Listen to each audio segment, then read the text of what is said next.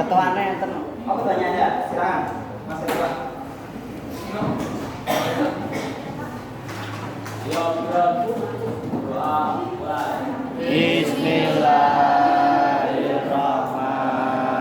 Bismillahirrahmanirrahim. Raditu billahi rabban wa bil islami dinan wa bi Muhammadin nabiyyan wa rasulah. Rabbi zidni ilman warzuqni fahman. Amin ya rabbal alamin. Bismillahirrahmanirrahim. Bismillahirrahmanirrahim. Walhamdulillahirabbil wassalatu wassalam linnabi habibina ya Allah ya Rabbana allama rasuluna ridha kamaruduna dunyana wa aurana ya Rahmanu ya Rahim ya Maliku ya Kudus ya Salamu ya Mu'min ya Muhaimin ya Aziz ya Jabbar Mutakabbir ya Khaliqu ya Bari ya Musawwir ya Ghaffar ya Qahharu ya Wahhab ya Razzaqu ya Fattah ya Alimu ya Khabir ya Basiru ya Ghafir ya Rafi'u ya Mu'iz ya Mudillu ya Sami ya Basiru ya Hakam ya Adlu ya Latifu ya Ghafiru ya Halim ya Alimu ya Ghafur ya Syakuru ya Halim ya Kabiru ya Hafid ya Muqitu ya Hasib ya Jalilu ya Karim ya Raqibu ya Mujib ya Wasi'u ya Hakim ya Wadudu ya Majid ya Baisu ya Syarif ya Aku ya Wadiru ya Qawiyu ya Matin ya Waliyu ya Hamid ya Musi ya Mubdi'u ya Mu'itu ya Muhyi ya Mumitu ya Hayyu ya Qayyum ya Wajid ya Majidu ya Wahid ya Ahadu ya Somad ya Qadir ya Muqtadir ya Muqaddim ya Muakhir ya Awalu ya Akhir ya Zahiru ya Batin ya Wali Muta'ali ya Baru ya Tawwabu ya Muntakim ya Ghafur ya Raufu ya Malik Malikal Mulki Dzal Jalali wal Ikram ya Muqsitu ya Jami ya Waliyu ya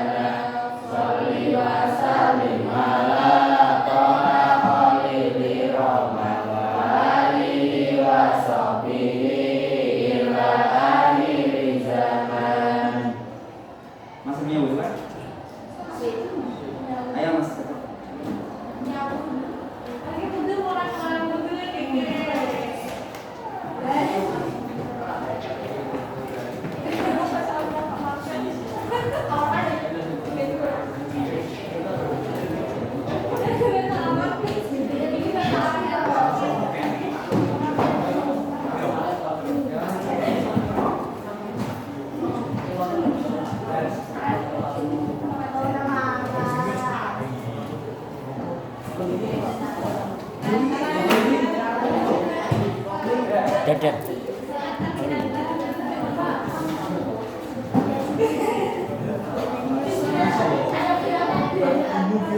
Ayat berapa?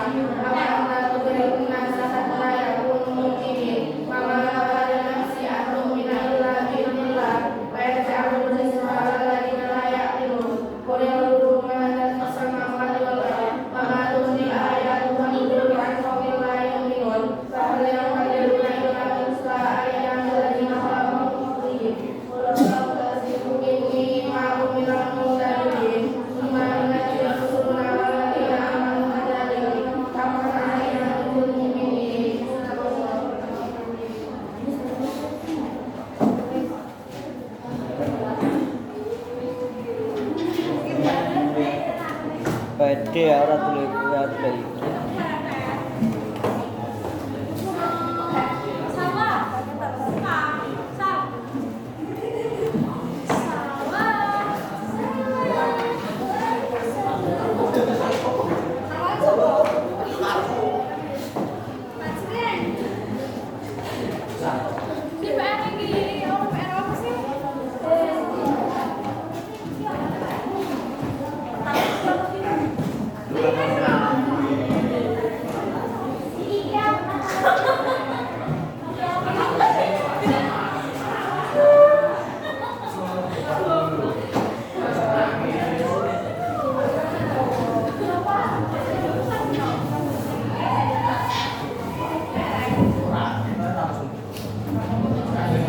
Oke udah ya teman-teman.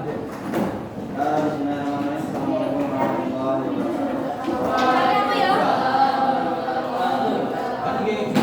Ada yang kurang sehat? Ada yang sakit? Oke.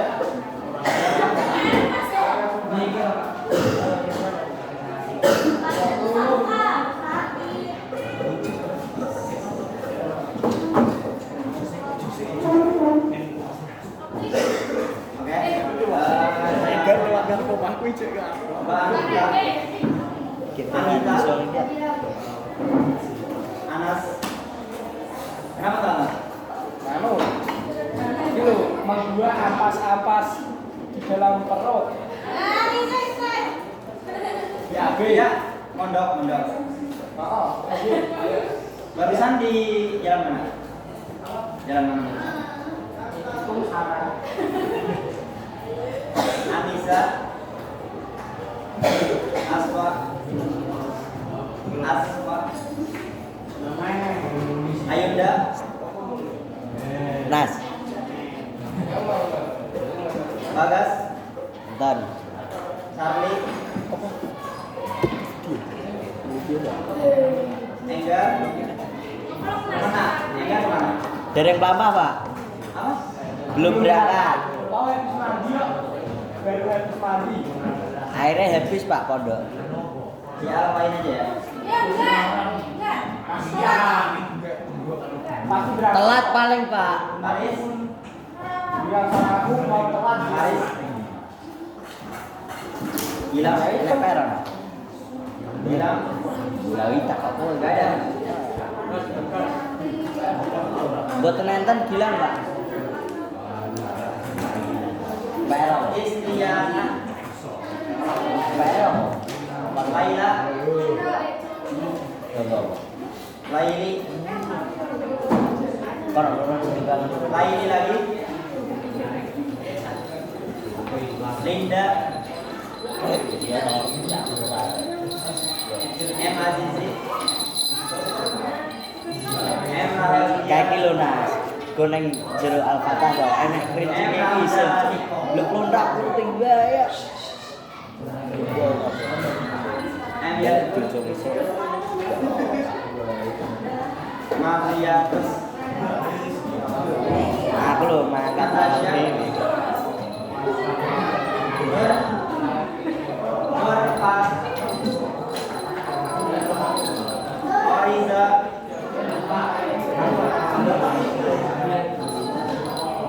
Selvia, Siti,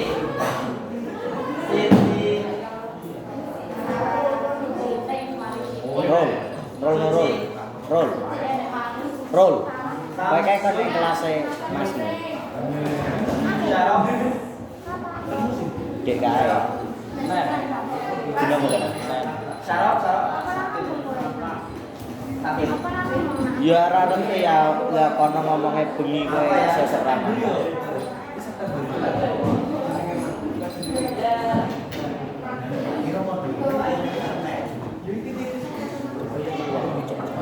Ketemu temen Bibi, ngapain pondok yo ben iki cocok tapi ini beli sekolah kae entar ndak do mau iso yo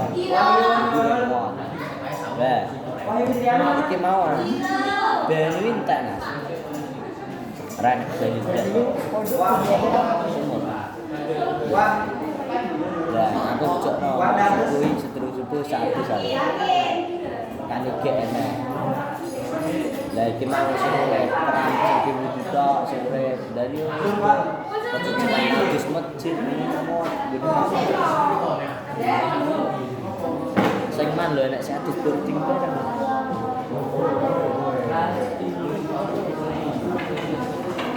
Aku ratu sekolah. Lah iya dados boarding. Puter-puter sedikit. oke teman-teman. Yang baru datang, Mas. Yang baru datang saya jelaskan. Itu saya ngambil video 2 jam pas saya ngajar. Itu untuk nanti dilihat Bu Nini. Itu nanti saya kirimkan ke Bu Nini karena Bu Nini penilaiannya sekarang lewat video udah hadir di kelas. Jadi apapun gerak-gerik kalian yang tertangkap di kamera maupun tidak nanti tentu akan saya laporkan. Pak, saya tidak tertangkap, Pak. Ya, kalau tidak berbentuk kelihatan, kalau tidak kelihatan berarti saya laporkan lewat tulisan. Pak lagi Pak, tak ada iki Pak, iku cek ketemu Pak.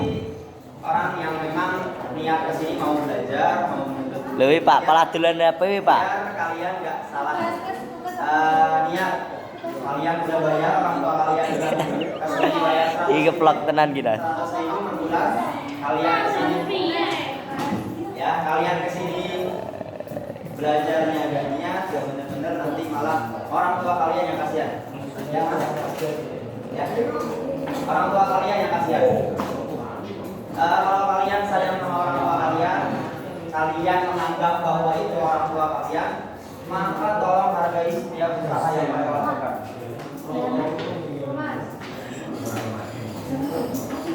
Mas Ekat, Baru datang ini. tulisnya di situ izin ya? Mau diubah sama sendiri? Hah? Baca. Tapi ada hukumannya. Sampean ngaji dulu ya. Ngaji dulu. Nanti saya ubah dulu. Tapi sekarang ngaji dulu ya. Tadi Yunus ya. Yunus ayat 74 yang Mas Enggar. Yunus ayat 74. 74. Salah baca, gak apa-apa. Oke, kemarin karena kelas ini saya kebagian setengah-setengah sama Mbak Nur Aini. Itu dari kelas ini saya panggilnya Bu Nur Aini. Tak ketok kayak gartok kok kan.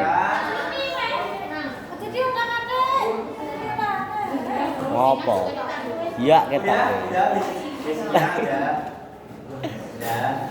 Oke, jadi untuk bab Gar wis kowe ngono gar artis kok perawan kok le. Ngomongin langsung pertemuan. Jadi sisanya sekarang saya kalian belum pulang. Aku ditawa. Belum latihan. Dengan Kemarin Mbak Ula ini juga sudah Pak Unda tuh memberitahukan bahwa minggu depan akan ada latihan. Ya. Oke, nanti di akhir apa? Iya, bilang enggak? Tuh kan berbohong lagi. Kemarin bilang minggu depan ulangan. Ya, nggak tahu Pak. Nanti saya kasih ulangannya gampang, tenang aja. Insya Allah kalian ini semua, yang penting kalian punya nilai ya. Oke, yang penting kalau saya bicara dengerin, kalau nanti saya suruh bicara baru kalian berisik ya. Jangan belum saya suruh kalian sudah berisik duluan. Oke, jadi sekarang kemarin sudah bahas jalan turunnya Al-Quran.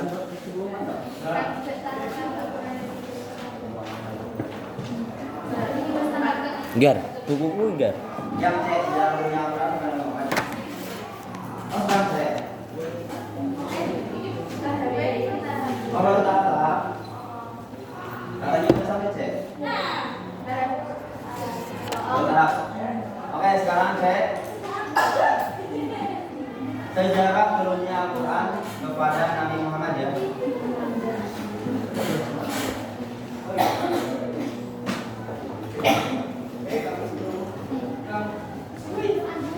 Kang Wisnu.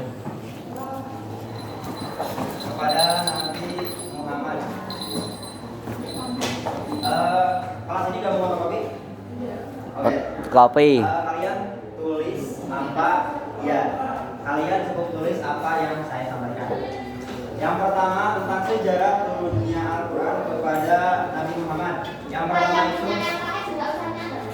emang ada enggak sih?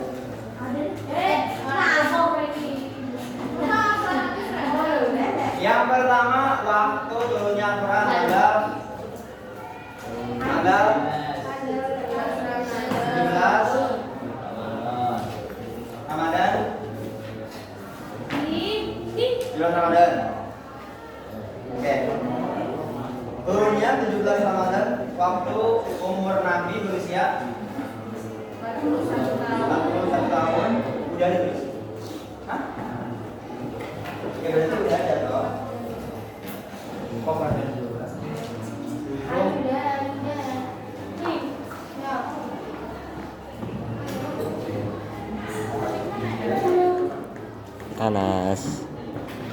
Anas. Tet. Ini bertepatannya dengan 6 Agustus 610. Ini 10 Masehi ya. Kemudian ini turunnya di mana? Mekah. Di Gua Hiro. Surat yang pertama turunnya Sila jadi enggak? Al-Imran. Goblok kayak. Ayat berapa? Orang gila sama yang saya sampaikan dan apa yang saya tulis. Ini tipu. Ngeblur cok dah. Itu Demek fokus kok. Wes ora. 17 Ketake didelok pas tibane ku apa ya? di Gua Hiro. Kemudian anak-anak Oh, jadi uya ku ya. Temake Oh, mau juplang cok. Yo kowe.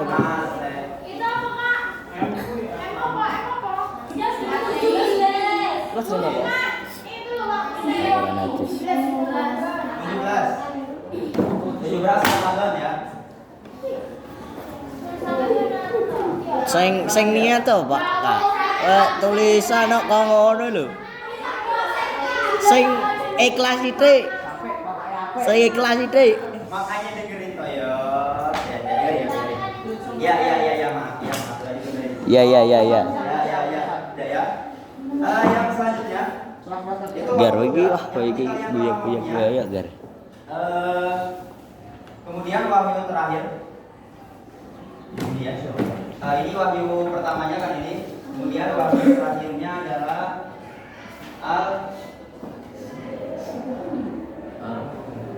kalau di sini Al-Maidah ayat 3. Bunyinya tahu yang apa?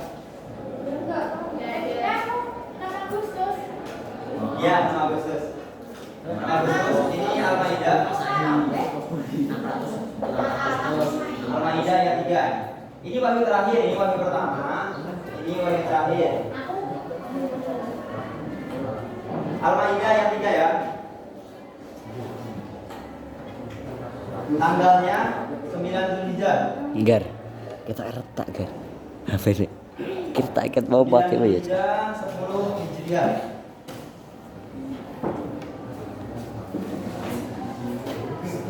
Oke, udah bahas waktu. Yang penting kalian paham turunnya 17 Ramadan usia 40 tahun di Gua Hiro. Wahyu pertama Allah, wahyu terakhir Maidah 3 9 Zulhijjah. Ini tepatan 17 Ramadan itu 6 Agustus 610 Gar. Masehi. Anu rembukan roana. Paham enggak? Sing gini. Oke ya, paham ya. Ada yang nggak bisa surat Al-Alaq? Bisa semua? Bisa ada yang nggak ngaji? Ngaji semua ya? Masa sekolah iman? Ya ngaji? Oke, selanjutnya yang kedua itu periodisasi ya. Periodisasi Al-Quran. Periodisasi turunnya Al-Quran. Yang pertama itu ada periode Mekah. Ya guys, nanti di akhir kita refleksi bareng-bareng terkait bab 2 ya.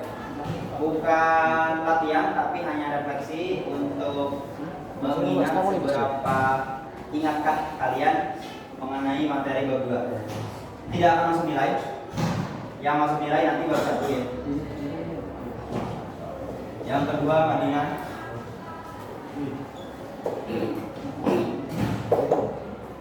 Yang pertama Mekah, yang kedua Madinah. Mekah itu berarti Tapi pondok gigi ekstranya ora iso. wahyu Allah. Dari sekolah. Wahyu Allah. Kan ketok sowan sik ngono iki kan. Periodisasi Mekah itu berarti wahyu Allah yang diturunkan sebelum Silat kedua apa? sebelum Isra. Kan kali Sebelum apa? apa jenenge? Sebelum apa? Nabi Apa? kan awalnya di Mekah terus ke Ekstra kan pondok ketok melu. Isra Mi'raj. Isra Mi'raj itu Nabi perjalanan malam ke Masjidil Aqsa lalu ke Nggak masalah ya ono. Sekelas lorong ngono lah. Nah, jadi Mekah periodisasi ya. Periodisasi Mekah itu adalah firman atau wahyu Allah yang turun sebelum Nabi hijrah. Sebelum Nabi hijrah. Nah, Sebelum Nabi hijrah. Kak, ora sisan lho. Lo kan sampean yang nulisnya. Yo. Sebelum Nabi hijrah. Lah kelek urutannya piye gitu kok.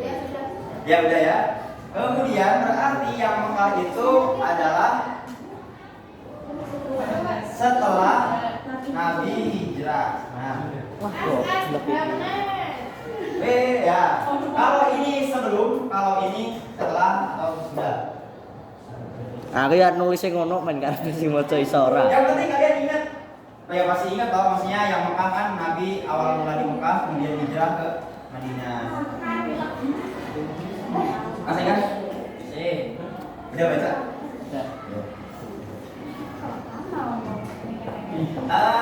Di Mekah itu Allah itu menurunkan wahyu kepada Nabi berapa tahun? 22 Nabi kan diturunkan wahyunya secara berangsur selama 22 tahun. Dikit lagi. Berapa Mas ingat? 23 tahun. Ya, 23 tahun minus ya. Kurang lebih 20. Predi. Ya, ini. Kurang lebih 23 tahun dibagi menjadi periode Mekah dan periode Madinah. Di Mekah berapa tahun? 15 berapa? 15 abad? Mas Ega berapa? 15 tahun, ininya tahun 9 bulan. Astagfirullah. Nabi itu berdakwah itu lebih lama di Kuba. Hah? 5 menit 9 bulan. Enggak, dibagi dua menjadi periode Mekah dan periode Madinah. Di Mekah Nabi menerima wahyu berapa tahun? 17. Hah? 17. 18.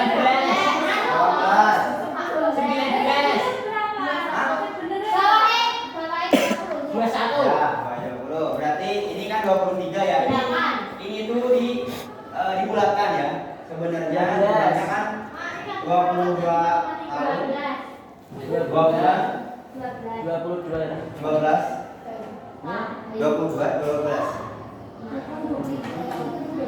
12 ya, ya tapi kan kumulatifnya 23. Ini di sini 13.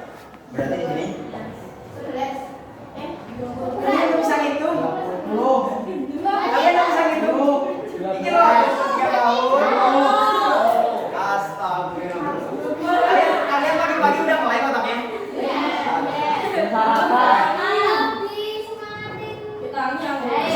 Nah, semangatin Nas. Mas Ega, semangatin Mas Ega. Anas, Pak. Siapa? Wes gage. Semangat gitu, semangat. Semangat. Gitu dong.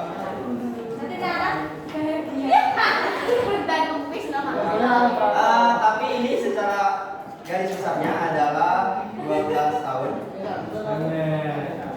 12 tahun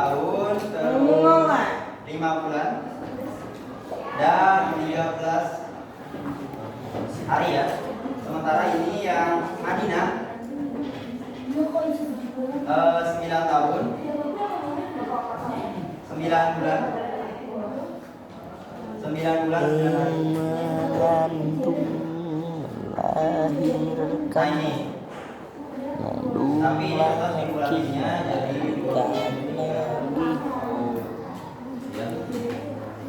sudah paham? Paham ya, yang penting kalian paham periode Mekah itu begini, periode Madinah seperti ini. Karena nanti kalau di ulangan itu nggak mungkin terlalu mendalam. Kalian cukup memahami garis besarnya periode Mekah dan periode Madinah.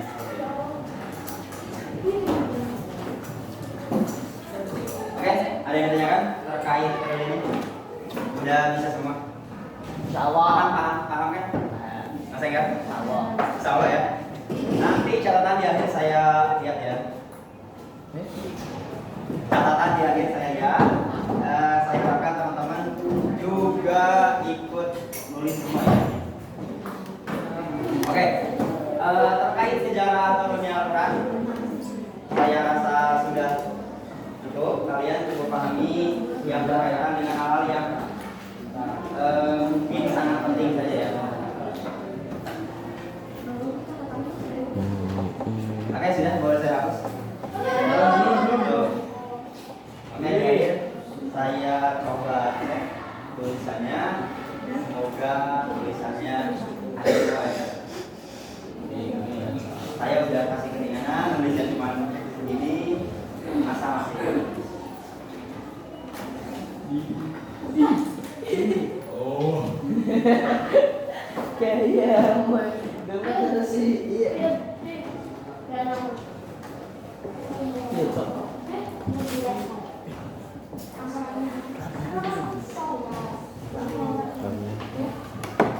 Woi, ambruk woi. Lambi sopo? Iya.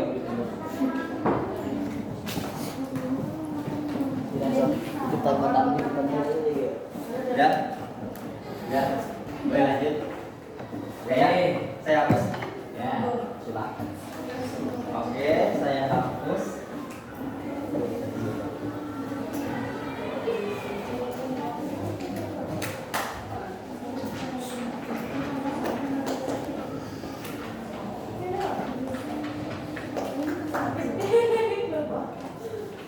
Kenapa ketawa?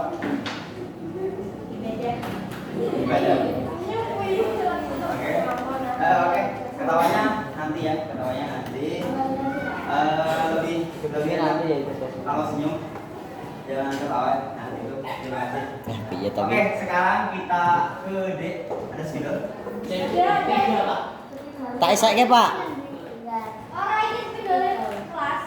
Ya, Ini enggak ada tiganya.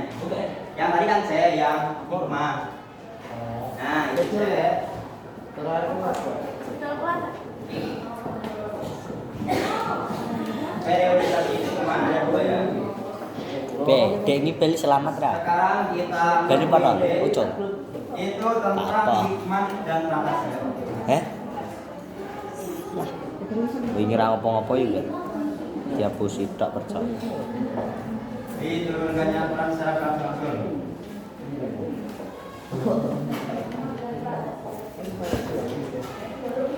Hikmah apa, Kak? Secara hikmah dan rahasia diturunkannya Al-Quran secara berangsur-angsur. Oke, nanti tulisan kalian akan saya nilai pada asesmen keterampilan ya, keterampilan menulis dan membaca. Ya, secara berangsur-angsur. Hikmah dan rahasia diturunkannya Al-Quran secara berangsur-angsur.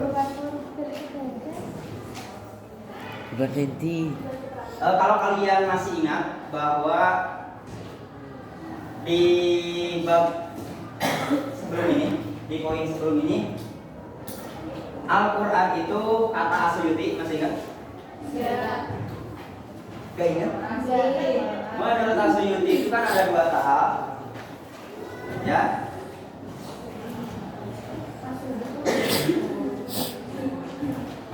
sebelumnya tadi ya. Al-Quran itu ada dua tahap. Yang pertama diturunkannya dari Lauhul Mahfuz ke Baitul Izzah, langit dunia, dari Baitul Izzah ke hati Nabi Muhammad SAW. Itu menurut Asy'ari. Jadi Al-Quran itu dari Lauhul Mahfuz diturunkan sekaligus 30 juz. Berapa surat?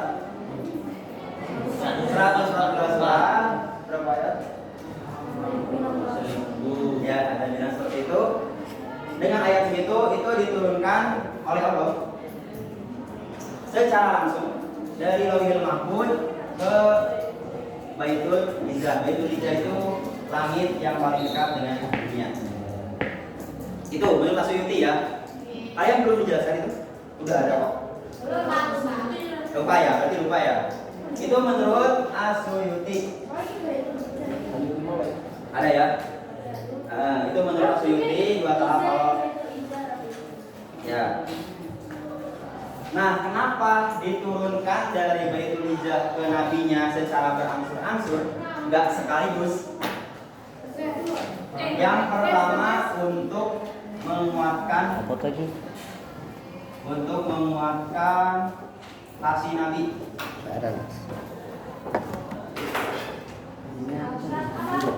Untuk menguatkan hati Nabi Muhammad SAW. Ini tahu.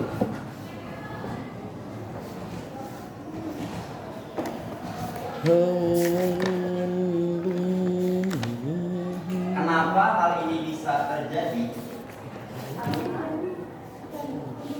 Karena di zaman dulu di Arab itu mereka tidak percaya bahwa Nabi itu menjadi Rasul. Jadi setiap apa-apa yang Allah wahyukan kepada Nabi, orang-orang kafir Quraisy itu menentang ataupun menolak. Oleh karena itu Al-Quran diturunkan menurut peristiwa yang terjadi saat itu. Jadi Al-Quran itu menjawab semua peristiwa, semua hal yang terjadi pada saat itu. Akan tetapi Al-Quran itu, kalau saya bilang begitu berarti kan Al-Quran tidak cocok digunakan untuk sekarang, gitu kan? Karena Al-Quran itu berbeda atau diturunkannya pada zaman dulu. Sementara zaman sekarang itu kita bukan orang Arab, kita tidak bisa bahasa Arab, tetapi kenapa kita harus mengikuti ataupun harus sesuai dengan pedoman ataupun ajaran Al-Quran? Apa? Alasannya kenapa? Apa? Karena kita Islam. Iya, betul. Karena kita Islam. Tapi apakah orang Kristen juga tidak belajar Al-Quran? Belajar ya? Belajar. Jadi sebenarnya Al-Quran itu adalah ilmunya semua ilmu. Di dalam Al-Quran itu terdapat berbagai hal ilmu. Jadi orang Kristen itu belajar untuk ilmu pengetahuan mereka. Makanya banyak orang-orang non-muslim, banyak non-muslim.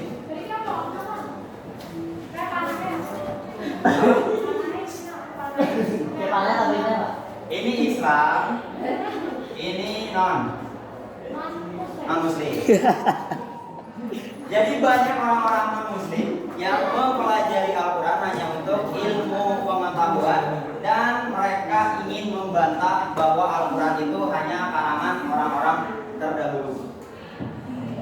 Nah, karena mereka itu tidak percaya dengan kemukjizatan Al-Quran, bahwa Al-Quran itu diturunkan oleh Tuhan.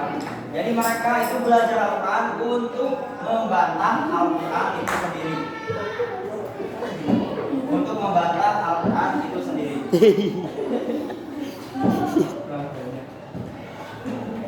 Yang penting kalian paham saya? Ya, paham? Padahal Ya makanya ketika saya bilang setiap ucapan yang saya bilang tulis kalau memang itu penting. Kecepatan. Kalian yang poin pentingnya ini, poin pentingnya itu untuk menguatkan hati nanti. Alasannya karena kaum kafir Quraisy itu tidak percaya dengan kenabian Nabi Muhammad, gitu loh. Itu yang pertama. Kemudian untuk menjawab peristiwa ataupun hal yang terjadi pada masa itu, biar Nabi Muhammad itu punya sesuatu untuk dibuktikan kepada kaum kafir Quraisy bahwa memang beliau atau Nabi itu mendapatkan wahyu langsung dari Tuhan. Oke, selanjutnya yang kedua, nanti saya tidak mungkin menanyakan panjang-panjang. Nanti saya cukup menanyakan poin intinya dan hal-hal yang telah saya tulis di board. Kalian cukup pahami saja tulisan saya di board. Oke, sekarang untuk menantang orang-orang kafir.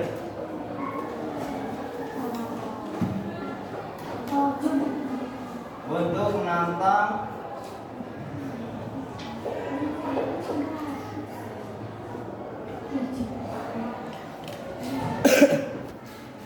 yang mengingkari Al-Quran.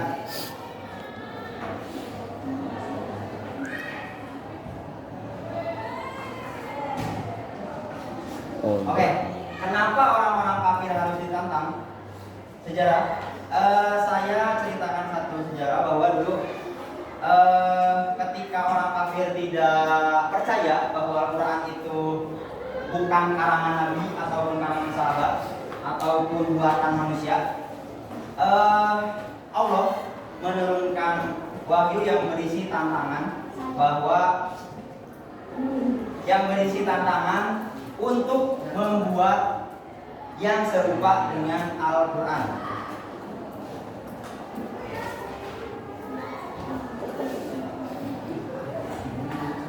Nah, jadi Allah melalui Nabi menantang orang-orang yang mengingkari untuk membuat hal atau sesuatu yang serupa dengan Al-Quran. Tapi mereka tidak ada satupun yang bisa membuat yang serupa dengan Al-Quran. Tidak ada yang bisa ya.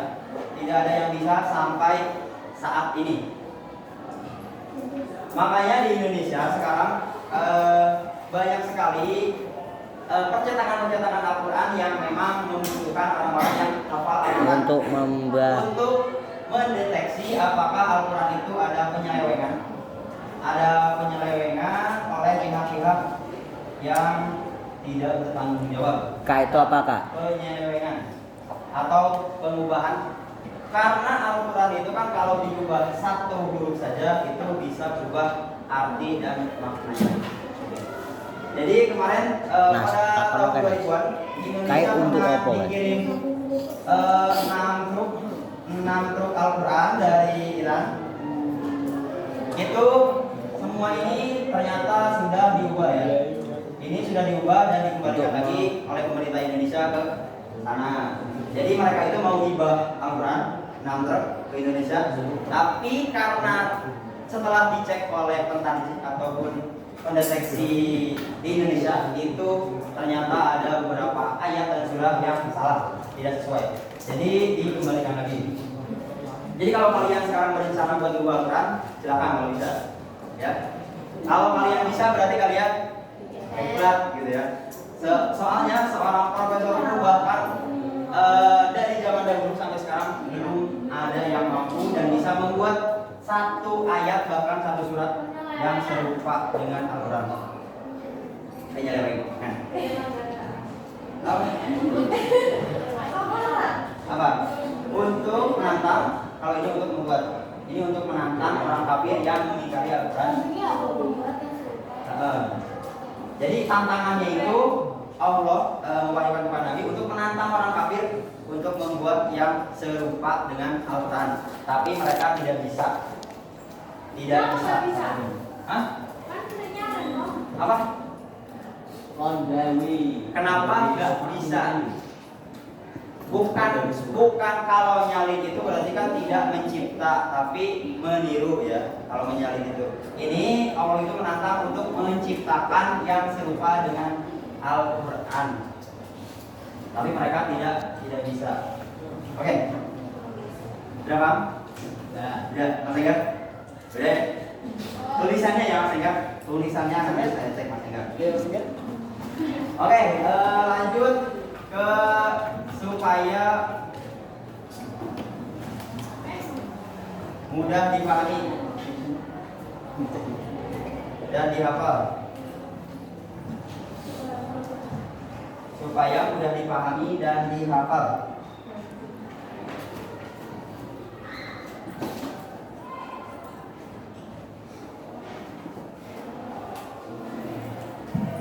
Kalau kalian tahu bahwa Nabi itu adalah seorang umi, tahu umi? Umi? Bukan umi, tapi umi. Nabi umi apa? Tidak bisa. Kalian belum pernah? Hah? Tidak bisa membaca dan menulis. Nabi itu tidak bisa baca.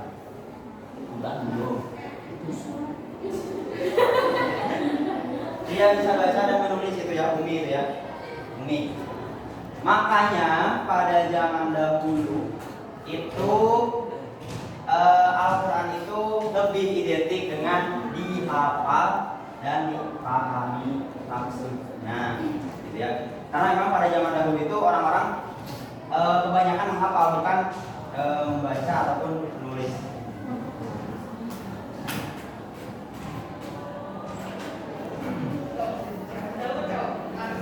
Oke, selanjutnya keempat, supaya orang mukmin bersemangat.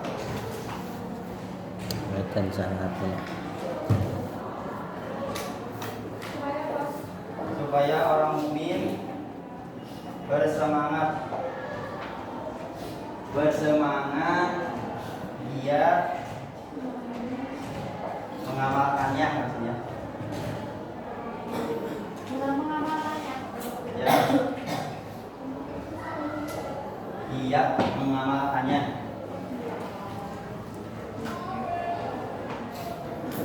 Oke, sudah nulis? Supaya orang mukmin bersemangat dia mengamalkannya. Filosofisnya gini. Kalau kalian mendapatkan kabar gembira ya, kabar gembira, tetapi itu ribuan, kalian akan bingung nggak? Bingung nggak? Walaupun itu kabar gembira, tapi kalian cara ngecek dan cara meneliti yang ribuan itu membuat kalian bingung dan kesusahan. Sehingga kalian mau baca yang mana dulu, mau pilih yang mana dulu, itu akan menyusahkan kalian sendiri. Nah, oleh karena itu wahyu Al-Quran itu diturunkan secara langsung. Kabar gembira dari Allah itu diturunkan per peristiwa atau per hal untuk mereka itu semangat menjalankan apa yang diperintahkan pada saat sampai sekarang. Tapi karena kita sekarang sudah menerima yang versi full, Allah tidak menuntut kita harus melakukan semua kebaikan. Yang penting kalau kamu sanggup berbuat kebaikan, maka lakukanlah, jangan menunda. Walaupun kebaikan itu kecil di mata orang, kalau kecil di mata kamu, yang penting kalian ikhlas, kalian terus, insya Allah itu ganjarannya atau pahalanya tidak sekecil yang kalian bayangkan. Oke, sudah. Yang terakhir itu ini masih gabung, ini mengiringi peristiwa.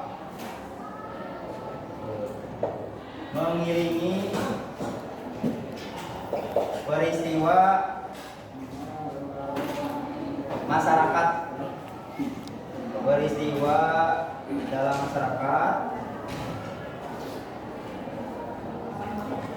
atau menetapkan suatu hukum. Mengiringi peristiwa peristiwa yang terjadi dalam masyarakat atau untuk menetapkan suatu hukum. Seperti menetapkan hukum pengharaman khamar atau minuman yang memabukkan. Zaman Nabi sebelum turunnya pengharaman khamar itu terdapat surat An-Nahl. Dalam surat An-Nahl dulu sahabat-sahabat itu boleh minum khamar, boleh minum sesuatu yang memabukkan.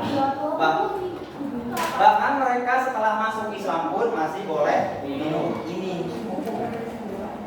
Nah, setelah turunnya surat An-Nahl, karena peristiwa saat itu sahabat Ali sedang memimpin sholat jamaah. Yang mana? Suatu hukum. Ini garis miring, ini masyarakat menetapkan suatu hukum. Jadi peristiwanya itu ketika sahabat Ali sedang memimpin berjamaah, beliau membaca surat Al-Kafirun dan beliau muter-muter, tidak menemukan ujungnya. Jadi bahaya khamar itu membuat otak rusak. Ya, rusak atau linglung ya. Ya, jadi linglung ya. Ketika Ali pun bahkan sahabat ketika membaca Al-Kafirun, ketika sholat, memimpin sholat itu membaca surat Al-Kafirun, sahabat Ali tidak membaca dengan benar. Jadi turunlah ayat pengharaman khamar setelah peristiwa-peristiwa yang memang khamar itu ternyata tidak baik dan tidak bagus untuk kesehatan mental dan juga mungkin pikiran ya. Oke, udah? Yang mana? Dalam masyarakat apa Kak? Apa?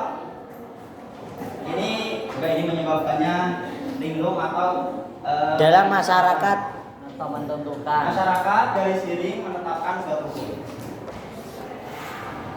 Sudah saya rangkum, kalian bisa tulis. Ini kan Anak tulis ya kan? ya. Nanti saya cek ya. Iya ya. Udah? Ya. Udah. Oke. Kita satu sub bab lagi ya. Dikit lagi. Sup ayam. Mas Enggar belum makan? Belum. Sama. Ya. Sama kok. Ya di mak gue. Sulungan masalah. Apa? Mas kok. Oh. Iya betul tak apa tuh. Oke, lanjut ke sejarah penulisan Al-Quran. Sejarah penulisan Al-Quran.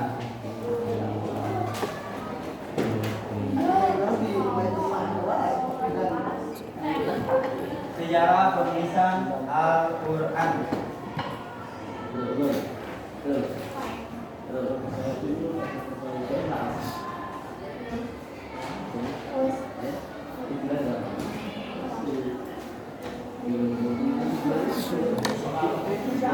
Yang pertama tentang Jum'u Al-Quran. Jum'u. Ya, Jum'u Al-Quran atau jama atau jami kan? Artinya Jamaah. Pengumpulan. Jum'u Al-Quran artinya pengumpulan Al-Quran. Ini sama dengan kodifikasi. Kalian pernah dengar? Kodifikasi, tadwin. Kodifikasi itu pembukuan. Tadwin juga pembukuan. Tadwin. Ya, kodifikasi, tadwin. Itu nama Kak? Itu masih sama istilahnya dengan Jum'u Al-Quran. Pengumpulan Al-Quran. Jum'u Al-Quran.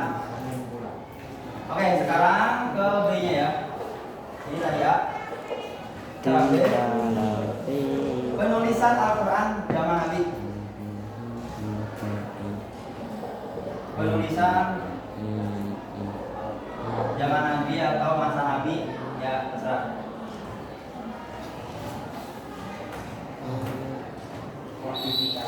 Zaman Nabi itu Rasul hanya membagi ke dalam dua kelompok, ke dalam dua hal. Yang pertama itu tentang pengumpulan berupa hafalan.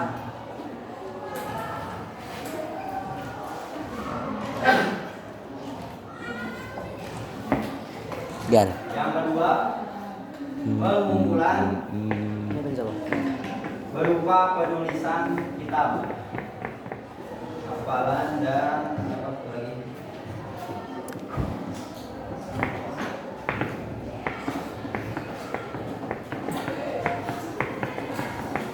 Oh ini penghayatan ya.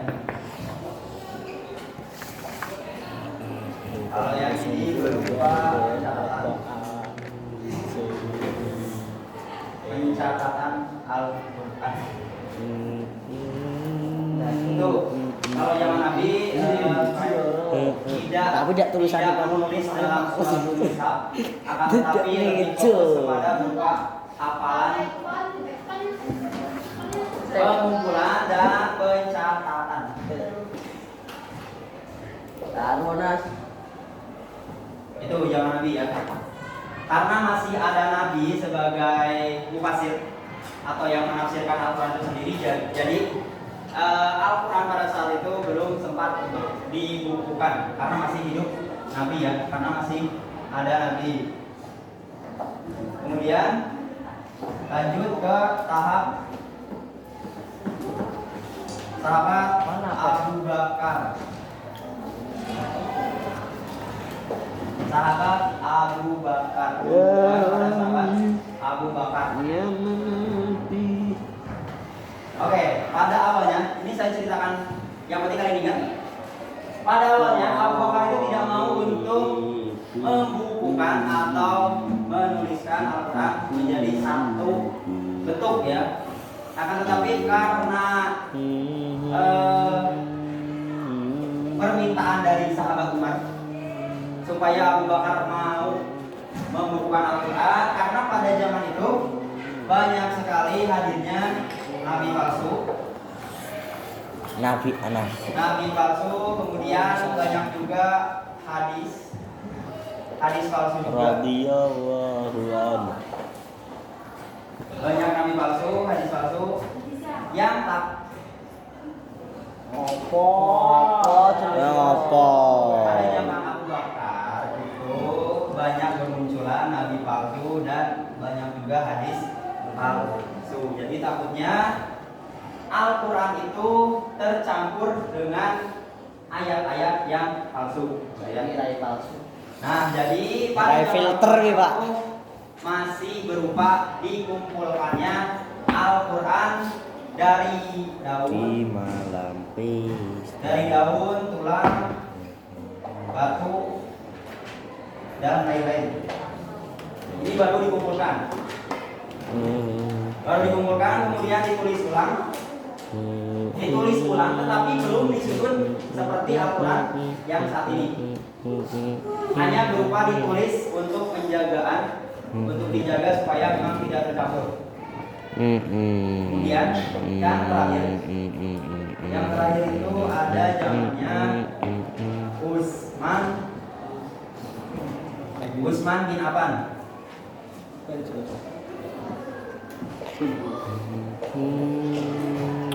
Utsman bin Affan atau yang mushaf yang terkenalnya. Mushaf yang terkenalnya.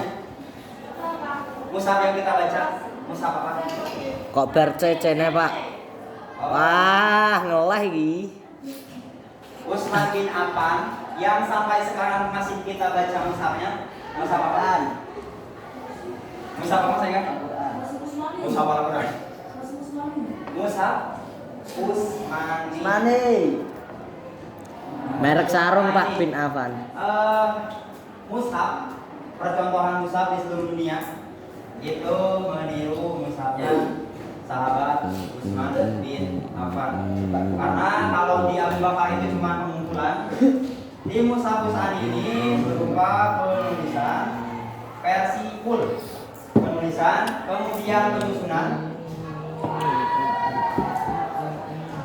penyusunan dari Al-Baqarah sampai dari Al-Fatihah sampai Anas. Nah itu disusunnya jika zaman sahabat Utsman bin Affan. Tuh. Udah beres. Dah. Udah nulis. Dah. Sehingga Udah. Iya Udah. nanti jangan dulu nanti ketika saya air dikumpulin tulisannya ya.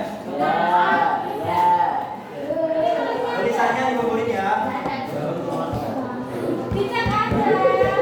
Iya dicek. Iya. Apa ya itu? Oke, ini berupa sejarah penulisan Al-Quran. Ada yang ditanyakan? Yang mana? Penulisan. Maksudnya penyusunan di situ itu menyusun dari Al-Fatihah sampai Anas ya. Menyusun dari Al-Fatihah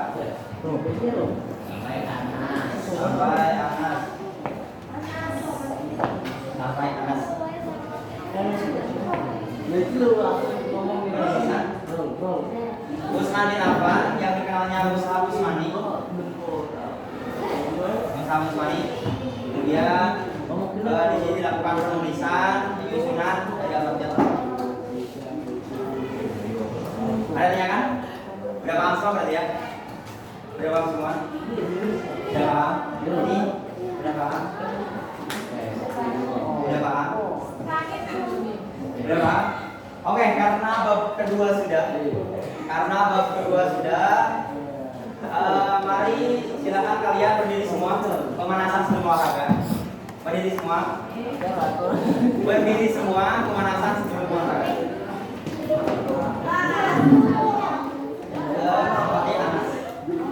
Silakan Kak. Berdiri semua.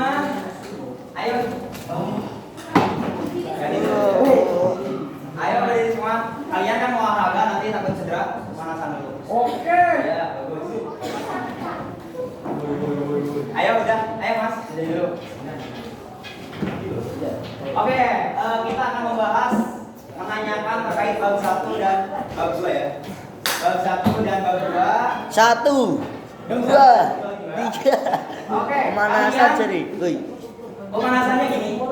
Pemanasannya ialah kalian menyebutkan angka-angka ganjil. 1 2 3 1 2 nama. 1 2 nama. 4 5 nama.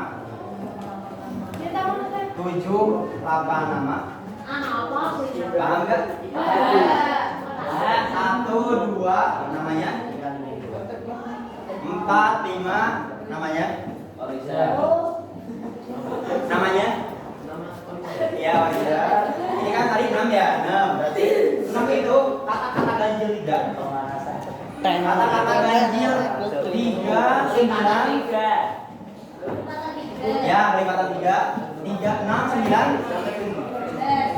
12. Nah, itu ya. Oke, paham Mas Ega, paham? Paham. Oke ya. Nanti apa nih Mas? Pemanasan apa? Yang di bangkunya ya, di bangkunya saya ya. B. Ya. Oke, kita mulai nanti pertanyaannya sesuai yang sudah kita pelajari. Makanya fokus, kalau nggak mau ditanya fokus ya. Oke, mulai dari Mas Enggar.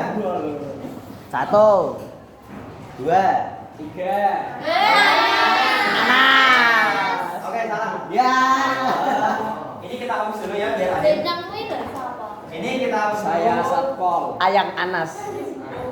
Ini proses turunnya Al-Quran bab 1 ya. Kayak Anas kan? Oke, Mas siapa namanya? Anas. Mas Anas. Oke. Ya, Apa itu. pengertian Mas Nurul. seluruh Al-Quran secara istilah?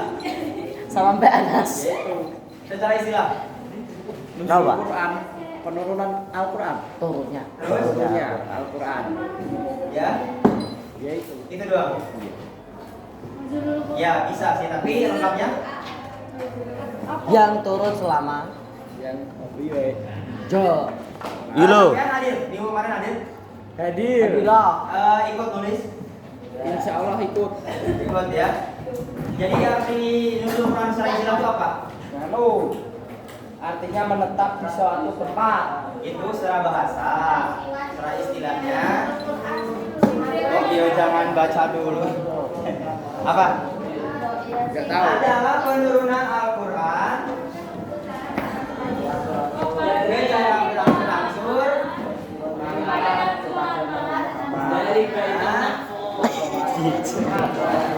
Moco, ngerti. melalui perantara malaikat yang berangsur-angsur. Paham ya? Kepada Nabi Muhammad. Penurunan Al-Quran secara berangsur-angsur dari malaikat ora yo yang dari malaikat Jibril apa sih ditepke malaikat Jibril kepada Antara Muhammad secara berangsur-angsur. Oke, paham ya? Oke, lanjut. oh ini biar kini sih. Iya, ke depan. Iya. Ayo. Ya. Oke, Mbak Naila ya. Mbak Naila, pokoknya udah salah. Oke. Oh, Mbak Anissa. Jelaskan penurunan Al-Quran, periodisasi ataupun tahap-tahapan penurunan Al-Quran menurut Asyuyuti. Menurut Asyuyuti. Tadi saya sudah jelaskan di awal. Ayo, menurut Asyuyuti. Diturunkan 2 tahap. Yang pertama dari Lauhil Mahfuz ke Baitul Izzah, kemudian dari Baitul Izzah ke hati Nabi Muhammad. Oke, Mbak. Salah ya? Salah. Ya kan 9 lagi. Nah.